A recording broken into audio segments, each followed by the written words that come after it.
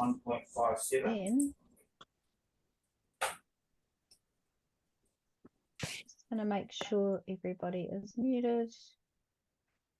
You can hear some of your lovely backgrounds. Now we've got Sam, Rox. Hopefully I don't accidentally mute my speakers. Try Sam, Rox. Here we go. Okay, where have you gone, Sam? I speak. Here we go, spotlight for Sam. Woohoo! Right, we are recording, and here we are at our webinar about exciting topics around finances and employment and all those good things. Obviously, it's popular. We've got a lot of people registered tonight. So, ko Jen Tyson tōku ingoa. I am the Marketing and Comms Manager for NAWIC, and with me tonight, I have the lovely Sam McCowan, who is Chapter Chair for Wairarapa, and this was all her idea. So I'm just going to hand over to Sam to do a little intro. Kia ora, Sam. Kia ora, Jen. Thank you. Kia ora, tēnā koutou. Ko Sam tōku ingoa. I am as Jen said, the Wairarapa Chapter Chair. So our Wairarapa Chapter is fairly new. We're not quite 2 years since we established. And as part of establishing a great little chapter, we've been on a journey of understanding the type of social and networking and education events that our chapter would like to see and attend. So with that, I met up with Rox from Rival Wealth to chat about an educational event. And we know that building financial sustainability can be quite difficult for women. We're faced with, the gender pay gap, gaps in our job history. That's a multitude of reasons that are probably a webinar for themselves. But Rox has some great knowledge and information about how we can set ourselves up financially. So when Rox and I began talking about this event, we were really thinking about how, you come back from a holiday or time off or a break, thinking about your future and what that might hold. And our financial well-being always plays a part in that. So thank you to Rox. And soon after I was talking to Rox about the event, we saw that change in the labour market, not just in construction, just, it was all going through a bit of change across the board. And I had met up with Tracy from ATH Consulting through a women's networking group. And I heard Tracy speak about, the types of challenges that Tracy was seeing for both employees and employers, and helping see them through those challenges. And, with what we've been seeing throughout the country, it felt like Tracy and Rox's knowledge would just benefit a wide audience, a much bigger group than, our Wairarapa membership. And I'm just really delighted to hear that we've got so many people sign up to hear from these wonderful Wairarapa Wāhine. So thank you guys for volunteering your time, and Cap High ladies, thank you for representing for the Wairarapa. There we go. Thank you, Sam. That's fantastic. So we're just going to introduce our lovely speakers. So we've got Trace Higgins and Rox Carlsen, and both of them are prepared a little bit of a presentation and to share their knowledge and expertise. They're going to go, one after the other. I'm going to help with the PowerPoints. But look, what we want to encourage tonight too is that if you've got questions, that you can pop them in at any time in the chat. So when we're not talking, we can interact in the chat. If they're talking about stuff and you've got specific questions or you want to share anything, chuck it in the chat. We'll also leave a few spaces throughout the presentation for you to ask a question and ask questions, but don't feel shy. You can chuck it in the chat, or if your question's quick to ask, you can unmute yourself as well. But I can't wait to introduce or let Rox introduce herself. So I'm just going to spotlight you. Rox Carlsen, welcome. If you want to introduce yourself, and I'll fiddle about in the background getting your PowerPoint ready. Thanks, Jen. I appreciate that because I'm not that technically savvy. But yes, my name's Rox Carlsen, and I'm a financial advisor for a local company in the Wairarapa called Rival Wealth. We've got clients all over New Zealand, and what we look at as financial advisors is we take a holistic view of where you're at right now and where you're aiming to be and how you could get there. So you don't have to have a whole lot of money to have a financial advisor. It's all about making you understand where you're at, what your money personality is like, and how we can help you. So that's my job. But for next slide, please, Jen. Hopefully I'm doing my job right. There you go. You can see it, obviously. Yeah, I can. So this little slide here is, you know, our plan for life is always that things are going to be in a nice straight line. And the reality is that there's ups and downs that happen all the time. And right at the moment, financially within the country, you know, we're in an unusual situation where there's a whole lot of things playing out as far as cost of living, inflation, high interest rates, all those sorts of things. It's a combination of things, and it's an unusual combination, but to be fair, historically we've had the same combination at different times through our history. So we know that it's a cycle and it's a stage, and that we are going to come back up onto one of those highs. So really it's looking at the things we can control right now. And money is one of those things that's great if you can get a handle on it. So it's best to make a plan for the reality of when you get those downs, and then they're not so, the mountain isn't so big because you've got a bit of a backstop or a plan in place. And it's good to make those plans in good times, but, you know, it's never too late to start, and it doesn't really matter what time as long as you make a start. Thank you. Next one. So the thing about being in control is making sure that one, you've got to ask yourself some serious questions about your money. And there's a couple of things that you need to ask and be honest with your answers to yourself. And one is, are you in control of your money? Do you know where your money goes and what happens to it each week? Or does it just come in and go out, and then you think, oh goodness, when's payday again? And also what sort of money personality you are.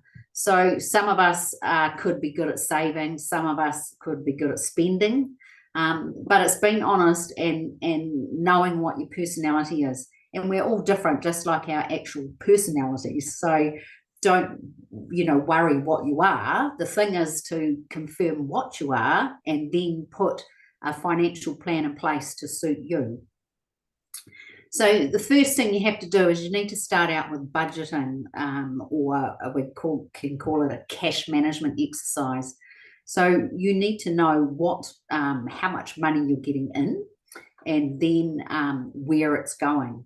So you must, so there is a little link on the Rival Wealth website that can tell you how to do this. But essentially what you need to know is what are your must pays. So that's your bills. So it can be your rent, your power, your mortgage, school fees, whatever things that you must pay. And then there'll also be some discretionary spending. So could be, you know, magazine subscription, haircuts, or any sort of thing like that. So what you're looking for is how much you spend on a pay cycle, and then do you have any funds left over. And the other thing about it is making sure that with your funds, once you get your pay in, you split your pay up to where it needs to go. So, you know, you can have as many bank accounts as you like now, and it doesn't cost anything. So, you know, you should have a bills account, you should have a spending account, you should have an account for anything that you're particularly planning for, or your nose coming up. Children might have school trips, you might have a warrant of fitness due on your car, and you're thinking, oh, I might have tires, you know, have to buy some tires or something like that. So split your money into what we call the saving buckets, and then you know that each week that money goes off to where it needs to go, or monthly, or however your pay cycle is, and that you then know that you've got that money there for when those things come up. If you're a spender, you know, you need to have a spending account, and you need to make sure that you don't steal from your other accounts to spend. You just only spend out of your spending account. The other thing you need to, which is ideal, and it's not always possible, but is to have some sort of savings account that you don't touch. And this is what we call our rainy day fund. And, you know, when you do your budget, you need to be honest again and practical about it. There's no point saying, oh, I've got $500 extra a week, I'm going to put it in my savings account, and then every week you need to take money out to top up your daily, you know, costs. You're better off to put in a small amount, and then it stays there, and that you don't touch it unless it's a major emergency. So, you know, it could be $5 a week, but it's a start, and you'll soon create those habits and then find that that amount does grow. The main thing about having a rainy day fund is that in an ideal world, you'd have 3 months of your household costs in that rainy day fund.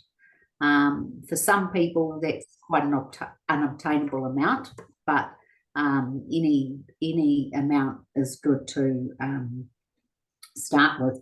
The other thing too is if you've got debt, then you need to review that debt, and you need to pay the highest interest rate debt. And debt is another whole topic in itself. So as a financial advisor, you know, I help people with all those sorts of things. And then if we go to the next slide, thanks, Jen. The other thing that you have at your disposal, and it's also part of your assets, and this is something that certainly if you haven't joined, you should join, and you should be contributing to a KiwiSaver fund. There's a couple of things that are good about that, and that is that you have to contribute a minimum of 3% of your wages, and your employer has to contribute a minimum of 3% as well. So they match your 3. And then the government will give you, if you've contributed over $1,000 in that year, the government will then give you $500 into your KiwiSaver, sorry. So KiwiSavers are going to be part of everyone's asset, you know, so it's an asset that you've got. So you need to make sure that have you got a question there, Jen? No? You need, with your KiwiSaver, you need to make sure that you know what fund you're in, and what your appetite to risk is. So if you're a very conservative person, you might need to be in a conservative KiwiSaver. But then if you're young and you've used it to buy your first house, and now it's locked in till you're 65, you've got a lot of time to take some risks and, you know, grow your fund. And you know, we know that money makes money, so having that money in there and it's earning interest, or, you know, it's invested for you, it's certainly, once it, you know, it starts to grow, and you'll see that it will go up and down with the markets, but that's then another conversation that you need to have with a financial advisor about what fund you are in. But it certainly needs to be working for you. If you're just started out at work, if you're in your, you know, just started work this year, and say you're living at home, then I would say you should put in like 10% into your KiwiSaver, or the maximum amount, because you're not going to miss that money if you've never had it to start with. And then when you come to either buy a house or retire, whichever you do with the KiwiSaver fund, you know, you'll be pleasantly surprised that what difference that makes, having a higher contribution rate. You do need to, you know, make sure that you are in the right fund, and that you've got someone having a bit of visibility over it for you. Again, that's what a financial advisor does. Okay, and the next slide. Okay, so that states for yourself, your biggest asset that you're going to have in your life is you, and that's you and your earning power. And no matter what age and stage you're at, if you think about how much you're going to earn, it's going to be more than any house, the value of a house or whatever else that you might own. You wouldn't not insure your house, so why would you not insure yourself? So as far as insuring yourself, someone needs to take a view of your whole situation and see what type of insurance would be applicable for you. Again, it's your age and stage. Have you got little children? Have you got no children? Are you the breadwinner for the household? And the reason you'd look at this sort of insurance is because if you're particularly the breadwinner for the household, what happens if you can't work, if you get sick? Okay, so in New Zealand, we've got ACC. So if you have an accident, you're going to get 80% of your income. That might be enough to live off. It might not be enough to live off. So having some sort of protection there is for if you were sick and you couldn't work, you've still got dreams, you've still got, you want to be financially independent. So that's what this sort of insurance does.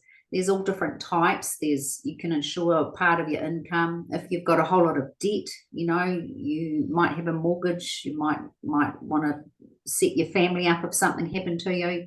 Health cover is another thing. There's we do have a health system in New Zealand, and some parts are good and not all parts are good. So it's having control over these sorts of things in your life. If you're self-employed, maybe I am talking to self-employed people, you need to tie this in with your ACC cover. So there's ACC for employed people and self-employed people. So you need to find out about that as well. But it's all part of a financial plan, and it's to have some sort of to relieve the worry in bad circumstances. So financial planning, I suppose, is all about making healthy decisions for unhealthy situations. And particularly with insurance, it's quite a big expense. So you do need to be comfortable taking some risks yourself. And you just want to insure the real big things that could happen, not day-to-day sort of things. So, yeah. And then the next one,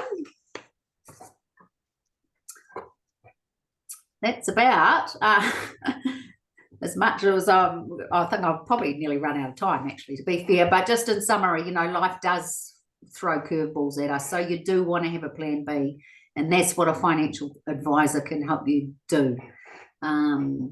So again, you don't have to have a whole lot of money to have a financial advisor. It's all about making a plan. I suppose it's exactly the same as building a house. You're not going to just go off willy-nilly building one. You do need a plan to go by and someone to help you do that. If you can, take control of your money, set up savings buckets, start a rainy day fund, know where your money's going, and be honest about your money personality, and then set things in place for that type of personality. Try and live within your means. Racking up debt for your daily living is not the way to go. Make sure that you do a KiwiSaver check annually, and that you know where your fund is and who's looking after it for you, because it is your asset and it's working for you. And remember that the biggest asset you've got is you. So you do need to look after yourself, protect yourself, and put things in place to cover yourself. So yeah, if you want to talk any further, my details are there, and that will be on the recording, so feel free. Have we got any questions there, Jen? Or realized I was muted. Can you hear me? Yeah, no, I don't think so. That was fantastic. There we go. We've got a question in the chat. I'm heading towards retirement. What is the recommended amount of money that would make retirement pleasurable? That's a great question. That is a great question, and that's something I get asked a lot when I'm talking to people about retirement planning. And essentially, it's how long's a piece of string. what type of lifestyle do you want to have when you retire? I do know that I have done some cash flows with people investing money, 200,000, and they might take out, they might have started that fund before they retired, and then maybe they want to top up their New Zealand super by 20,000 because they want to live on sort of 50,000 a year. And that will last them through into their mid-80s. But then I've also done cash flows with people who want to go on a trip every year and spend an additional 20,000 to their super and their top up. So it's all about, there was fun, there was amounts bandied around years ago that you need $1 million. Well, depending on your lifestyle and where you sit, what you do need to remember is that New Zealand super is some money, but with rates hikes, insurance hikes, all those sorts of things, if you don't have a mortgage or you don't have to pay rent, you've still got to pay all those costs, power. So, you do, for a comfortable lifestyle, you would want to have some money behind you. What does it say? I have a... Yeah, it's good. I have a super, can you hear me? Yeah. So I have a super nan policy for 25 years. It's been an abject failure. Yeah. Have you got that one in there? Yep. Saw that. Yep. So you need to go and get some financial advice about that from a financial advisor, and see what you can do with that super fund, as it might not be too late to change the situation of it and, make it not so abject failure without all the details. But, this is just general discussion. So, yeah, I'm happy to have a personal discussion if you get in touch. Yeah, I've popped your details in there just from your PowerPoint. Thanks, Rox. I hope that's okay. Yeah. I think the other thing too that I've picked up from your presentation is, sorry, I just turned my camera off because my internet's playing up, but is that, you should check your KiwiSaver, because I know for myself that I've not done that as often as I probably could. I just leave it sitting there ticking away, and every now and then I'll go and check it. And I think that's some really good advice. And also the living beyond our means Yes. is really, really good advice. I know it's a really challenging thing to do, especially if there's sort of survival mode for a while for some people. Yes. But as I agree, as soon as you possibly can, getting in control of your spending. So easy to spend, right? I think people could agree. Like, sometimes you can go, what the heck was that? I'm sure I had $100 in my account and now there's 10. I don't even know what I got, So it's even just getting, I've got friends who do spreadsheets and everything is, down to the wire, but they have money, they have backup money, they have, so being disciplined is really important. It is. And start off small if you're not in a position to have a whole lot of backup money. Just even, I say to people, put in $10 a week in a savings account, but put it somewhere where you're not going to take it back out, and it doesn't take long to stack up. So I really like that. Start small, because sometimes people just, I can't save $50 a week, so I won't save anything, but $10 a week will stack up for sure. Did anybody have any other questions for Rox before we flip over to Trace to talk about sort of the next layer? Just checking, we've got nothing in the chat. We're all good. Well, look, thank you so much, Rox. And if anybody wants to reach out, I know Rox is more than happy to have a corridor, have a conversation. Doesn't have to be anything major or serious, just have a chat. And there's some cool stuff on Rox's website, like she talked about. So in the email address, you can see the website, rivalwealth.co.nz. So you can use the tools in there. And we really appreciate your time. Thanks, Right, Rox. happy to help. Excellent. Excellent. Okay, so I'm just going to switch over to Trace. Ta-da! How am I doing with the spotlighting? You're doing great. Welcome, Trace. Trace is going to talk about kind of the next layer of things that we were going to discuss tonight. So, yeah, really appreciate your time. So why don't you introduce yourself, Trace, while I muck around in the background and get your PowerPoint ready. Kia ora koutou, ko Tracy Tokawengawa. So as you might see behind me, you can see the bottom layer of the Tararuas. You might also see a river running through there, Awa, which is over in this direction, which is Wāhine River. That's my Awa, that's my Monga. Just so you get a little bit of context of where I sit in the world, which is in Carterton. So together with my husband and I run ATH Consulting Limited, which is really a boutique employment consultancy. One of the benefits of us is you only get one of us. You don't ever get anybody else because there is only us. So you know who you're talking to. We're local to the Wairarapa, and we really work with employees and employers. What I would say, Jen, is if you could hit the slideshow button. The slideshow just in the top bar. Can you see that slideshow there in the middle, at the top, in the banner? Yeah, top? sorry, I was just getting confusing. I'll just stop sharing for a minute. Oh yeah, just I was just letting people in. There's people still coming in. Okay, that's all right. Sorry, there we go. I'll flip it that way and I'll go back that way. Let's try that again. Try that. Hang on. All right. I'm multitasking, Trace. It's all right. You're doing great. You're doing great. You should not be able to see the notes now. Perfect. You've nailed it. Thank you. What I would say is tonight I'm going to talk about handling the unexpected in employment. And there is lots of unexpected stuff, but right now we're seeing a whole lot of change. So what I'll just say quickly is 6.5 years ago, I was a senior HR manager in a government department that was facing restructure. I took that opportunity to actually exit the business, and I haven't worked as an employee since. I created my own business. I created my own future.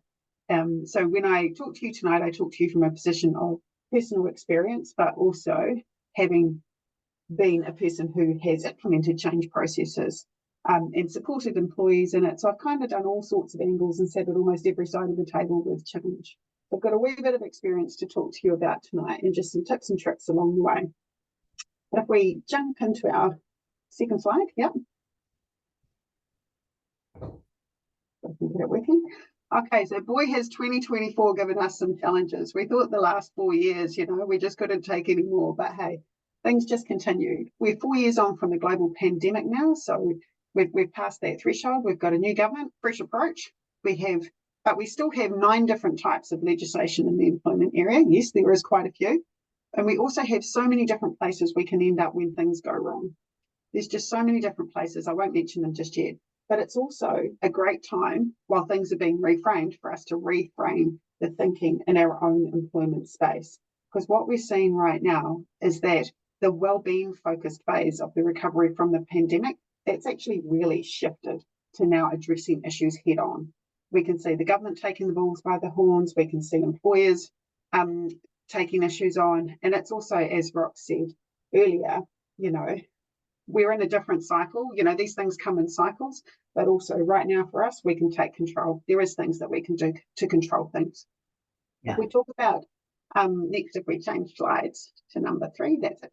So if we look at what the trends that I've been seeing this year in particular, the change process started for me back in January when I got invited to do my first, to support my first business of the year in a change process. I have now been across 9 different change processes, either supporting businesses or supporting employees. Okay, so that's quite a few in 1 year. And we're only in May, so that's a little bit concerning, the 1st of May. So lots and lots of changes, adapting to the current operating environment. And if you're currently experiencing change, just know that it is just a moment of time and things will move through, but it's darn hard when you're seeing it on the newspaper every day or online, or you're experiencing it with friends and family. So if you are, completely understand where you're at, then this will be a really sensitive topic for you. So please just take it easy with what we're talking about tonight. The other thing that I'm noticing is performance issues. probably the first time ever in our business, we're getting small employers coming to us saying, I want to sort this performance out and I want to do it properly.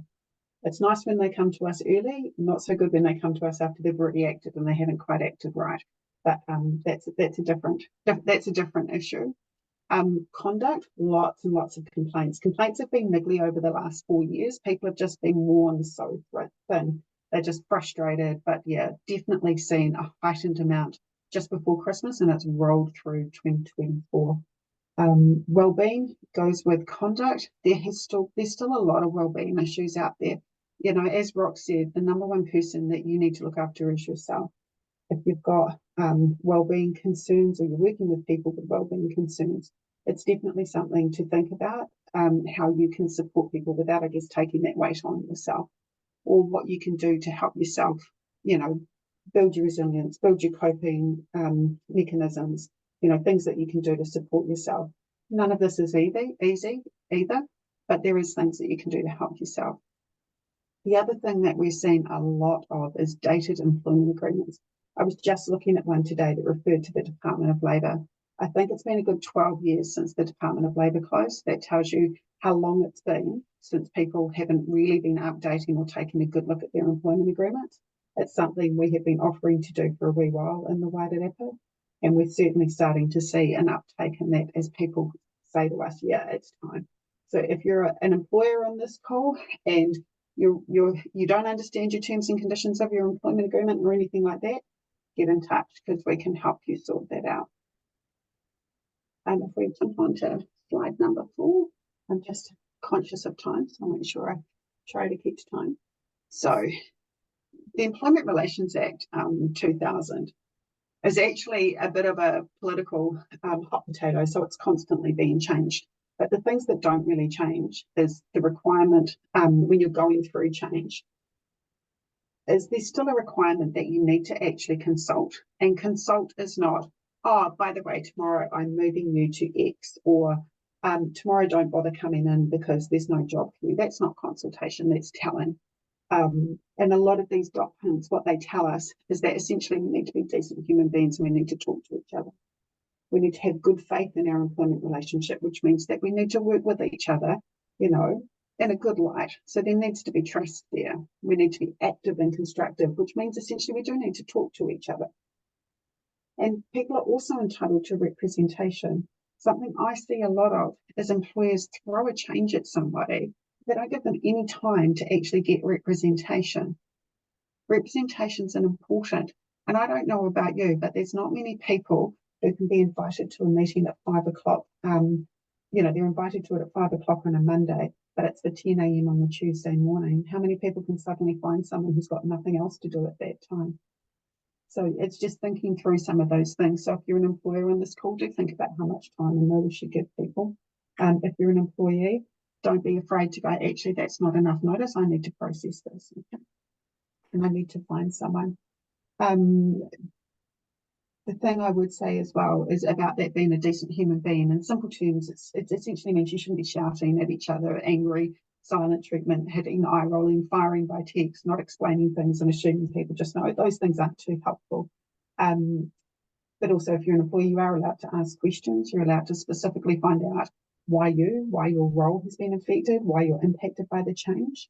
But something what I would also say here, because people aren't necessarily aware of this, but it's just a reminder that there's no legal requirement in New Zealand to pay a redundancy package. So you might see in the newspaper all these massive amounts that are being thrown around that, you know, government departments in particular are paying out. Not everybody has that. Most of the people that I have been working with this year on change processes, they have no redundancy in their employment agreement. Okay.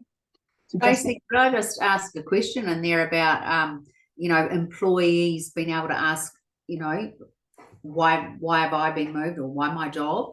They must be able to expect a comprehensive answer. What is that? You should definitely be able to expect an answer. Yeah. Whether it's comprehensive or not depends on the person giving it and their ability to communicate. Yeah. Yeah. Sorry to interrupt. No, that's a good question. Thank you. And also just please check your employment agreement so that you understand your entitlements. It should be written in there. Redundancy is a required clause under New Zealand employment legislation. So check your employment agreements. It'll be written in there. And if you're confused or anything like that, just get in touch and I'll be able to help you find it if it's there. Okay, in terms of helpful hints, there is stuff we can do. Now, we talked earlier about what we control, what we can influence, or what we let go, okay? So the key thing that I want you to get from this is there is stuff you can do and change. There is always something that you can do. Timely communication, respectfully letting people know how you feel if you need more time, being responsive as well. So I have seen quite a bit where people just go to ground and they don't respond. That's not helpful. No matter how you're feeling, it's always good to talk, regardless of whether you're the employer or the employee. It's always good to be just really clear with your communications, even if it's I need more time. At least you're asking and at least you're saying it. In everybody's employment agreement in New Zealand, another required clause as well is that there's a problem resolution process. Now, when you're looking at your problem resolution process, it builds. So the first thing you should do is be talking to a person that's an issue, where there's an issue or concern. And then you go to a manager and then go up through the chain. I've seen some people who threaten the Department of Labour, for goodness sakes, even though it doesn't exist. Or they threaten, arbitration being the Employment Relations Authority. It's like things start small. They don't go to that. You don't go zero to hero. You go through stages. So just if you've got an issue, read through your problem resolution process, have a good look at Employment New Zealand website. You can find some answers there. Okay. Being prepared is another thing that is pretty important. So as Rox talked about, and I am a massive believer that a lot of people's well-being often actually falls around financial. So if you have your financial stuff squared away quite early in life, you can generally be in a better position. But it doesn't matter how old you are, you can always reach out to help today. People like Rox, who has a huge amount of knowledge in the financial space, she'll be able to help. If she can't, she'll be able to refer you to someone who can. Okay. So always make sure that you are prepared with your financial and your career direction as well. Can I just see a show of hands of anyone who's ever talked to a career coach? You can raise your hand button in the if you go into the reaction and there's a raise hand function. Can I just see if I'm not even sure I'll be able to see it. If we can see how many people have done that. Quite a few people. That's awesome. A few of you have. Oh, well done, you people. I think that's really awesome. That's another way you can take control of your career, is just by going, you know what? I'm going to set some direction, even if it's just direction for understanding the things that I'm good at, the things that I'm not good at, understanding the strengths and the opportunities for improvement, the things that bring me joy in my work. I feel really blessed being in HR because I've had a lot of input like that in my life from being in my career. So I definitely say, if you haven't already, get in touch. There is someone I'm aware of in Wellington, Justine Story, through Orange Fox Consulting. She is amazing. So that's just one name as well that I know of. Also, the other thing I popped in there was, taking time out and looking after yourself. You know yourself best. If you're starting to get overwhelmed, if things aren't going well for you, take time out, recenter yourself before you re-engage. Okay.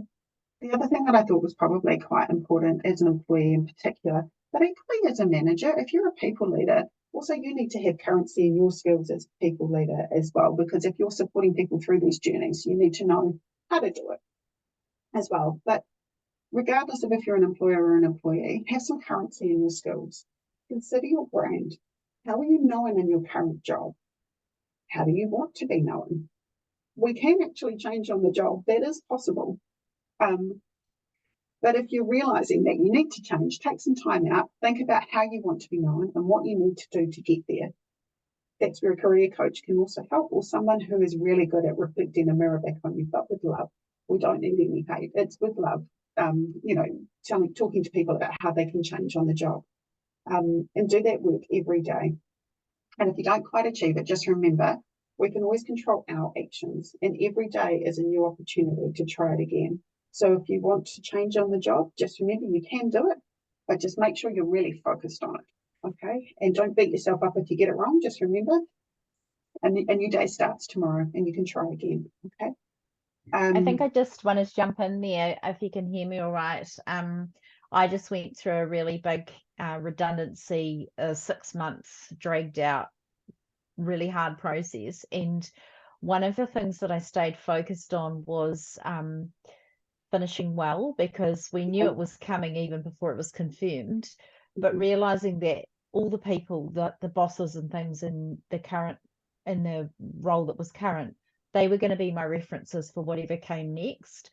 And although it's really tough, and there were some days where you really felt like, you just had to take yourself away and take some time out or whatever, because it was really getting frustrating or whatever. But it was just like, I just had to remember constantly, because I remember one consultation meeting where one of my colleagues actually lost it, and she got quite rude and she got quite bulgy, and it didn't go down well. And we were like, a few of us got off that and went, oh, she didn't really do herself any favors for the internal role she just applied for. Like, that's the thing that we forget, that even though it's intense in the moment and everybody's allowed their feelings and things like that, just remembering just exactly what you said, Trace, is like your personal brand is really important and it will follow you. And so being able to get that good reference when you move on, or be considered for internal roles, if your work is doing it and offering free counselling services, there's a few that do out there offer counselling services. Take it, like, just do it. Go and get counselling. Just go and bleat to someone that never, doesn't matter what you say, and then you get it all off your chest, and then it's not coming out inappropriately in a meeting or affecting your personal brand or your currency and your skill set. Because regardless of how tough it is, you gotta take that forward. You gotta take your reputation forward. So I really agree with that. So that was a really good point. And our Wairarapa is quite a small, a lot of people know each other, and so it is important to keep control of New Zealand's a small village. Let's just say the whole of New Zealand's a small village. You've got to be careful, especially in construction. And one door closes and often another door opens. It's very quite like that in New Zealand, I believe. So yeah, absolutely. And we could probably skip ahead to 7 if you want. Cool. Right. Following on the heels of that, composure. We keep our composure. Particularly as women, what can happen as well is, I don't know about you, but you can see the slow red creep up as well. So if you're on these calls, there's nothing wrong with having a little bit of mineral powder on your face. Can help dial back the redness a wee bit if you think you're likely to get angry or anything like that. I've spent over 20 years in HR, so I definitely have one hang of a poker face. I think it just comes after a while quite naturally, because you do have to not roll your eyes when people say certain things. But definitely staying calm is something that I would ask you to focus on. I know Sam and I were talking earlier, she's got a ball that she likes to play with. You can have a stress ball or a kosh ball, tennis ball, anything like that you can squeeze that could help. If you're physically in a meeting, you can run the seams down. If you've got something, corduroy is great, or anything like that with a seam that you can just run your fingers down. No one sees it under the table. You can do that. That can help you focus on being calm. You can exit the situation if you need to. There's so many different breathing techniques. One of my favorites is box breathing. You can do it with 3 or 4. So maybe we just take a moment to do some box breathing now. So if you breathe in for 4, and then hold that breath for 4 seconds, and then release that breath for 4 seconds,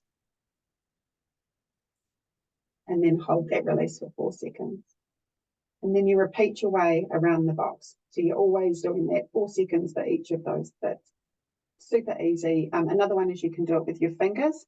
So you can just breathe in and out as you go up and down your fingers. That's quite a good one, particularly for neurodiverse people, because you're a little bit more tactile and controlling what you're doing. Another one is power poses. There's a Wonder Woman pose where you're going up like this. So you might want to try that. You can also have your hands on your hips. Those are really powerful poses. So before you go into these meetings, you can practice your breathing. practice your Wonder Woman poses, and you'd be like, yeah, feeling strong, feeling good. So that's definitely some stuff you can do. And honestly, I don't care if I'm in a meeting and I need some help. I have no problem looking like I'm stretching. It's actually a Wonder Woman pose. I'm all good with that. Another thing is it's really hard to cry and sip water at the same time. So if you're feeling like you're teary but you want to stay in the conversation, try and sip some water, okay? You can try this at some time if you want, but that's another one. Obviously, exit the situation if you need to. If you need to take a break, just say, I'm taking a break, I'll be back. And do that. Go away, calm yourself if you need to. It's okay. We're humans, we're not robots. So just remember that. The other thing to do is practice listening really carefully. And if you really good listening skills are not only hearing it, but being able to repeat it back to the person and just making sure you really understand. Take notes so you can refer back. It also helps you stop, rolling your eyes at people and helps you with a bit of control when you're doing that, particularly if you've got pen and paper. If you didn't understand something or you weren't sure, just get them to repeat it back to you. There should be no problem asking questions. And if these things take longer than the allotted time, they take longer than the allotted time. I'm perfectly fine with that. And I know most people would be. Again, what I said about don't be concerned about taking a break and getting expert advice, regardless of if you're an employee or an employer. If you're heading down a pathway and your gut tells you something's really off, go and get advice. It's the best thing I could ever say to you. If you say you're going to do something, then do it, unless, of course, it's a threat you made in the heat of the moment that you might regret, then don't do it, please. Don't do that. Yeah. If you need help, go and get it, okay? Hopefully that makes sense. Now, if we pop on to the next one, this is probably the most important thing. We often feel like we're alone, right, facing situations, but we're not. We can have a power team that we can wrap around us. So you might wonder who these people are, okay? So if you're an employee, these are the people who you need around you in your career. So like the career coach we talked about, I talked about Justine, but there's many other career coaches. I know so many coaches. So if you want to coach for a particular thing, hit me up, I will find you one. Your financial coach. So you've got Rox. You've got Rox in your corner. She can help you. I don't know if any of you are members of a union, but you know what? If you are, you pay them money. They're there to work for you. So if you need help, you call the union, okay? Because you're paying for them. Or an advocate such as myself or my husband. We advocate for a lot of people. We're here to help. But also you've got your work BFFs, right? So you've got your people you hang out with, the people who are there for you. You've got your people you can talk to. You've also got your friends. So that's your power team if you're an employee. You've got people around you, so don't ever think that you're by yourself. If you're in a business, gosh, you've got even more people around you. You've got your accountant. You've got people like Ellen and I, so we're HR legal firm. You've got your union. They are also your partner in business because, like with any partner, you should be communicating with them about what's happening, and that can make things happen. Yes, you're quite right, Stacey. You also have the Noah tribe to call on. Ironically, that was actually my next one. Noah, you belong to an association. So ensure you understand what your membership offers and also your people in the group that you can talk to. You've got a coach, particularly if you're moving on from a role or you're looking to change your work focus or style. You're looking to work something. If you want to be in high performance, for example, Josie Askin from Spring Coaching, she's an amazing high performance coach. It really helps you go from good to great. It really helps teams as well. And you know what? You've also got yourself. You are part of your power team. Don't forget your power poses. And if you haven't done one by the end of the session, make sure you do one. You've also got confidence because, from listening to Rox and myself tonight, hopefully you're starting to think, yeah, there is stuff I can control. I can do this. So hopefully you're starting to feel that way. And also you've got your breath work. I don't know if anyone wants to jump in the chat or drop in the chat any further people who you think could be helping anyone, regardless of if you're an employer or an employee. There's a whole bunch of people for everybody. And then, there's something there. I don't know what tribe, absolutely. And then we're on to the last slide. So what you'll see on that last slide as well is Alan and I are actually the member helpline for Business Wairarapa. You might also belong to a Chamber of Commerce in a different region that has a different person who you can talk to on your member helpline. So if you've got if you're a member of the Chamber of Commerce, chances are you'll have a helpline. That just happens to be the Business Wairarapa number. If you ring that number, you get me. you look on our website as well, which is there, you can also see our contact details as well and how to get hold of us. And you can also follow us on Facebook, because on Facebook we generally put, we are not big Facebook people, but we generally put, you know, a comment every month or two that's quite topical for whatever's happening at that time.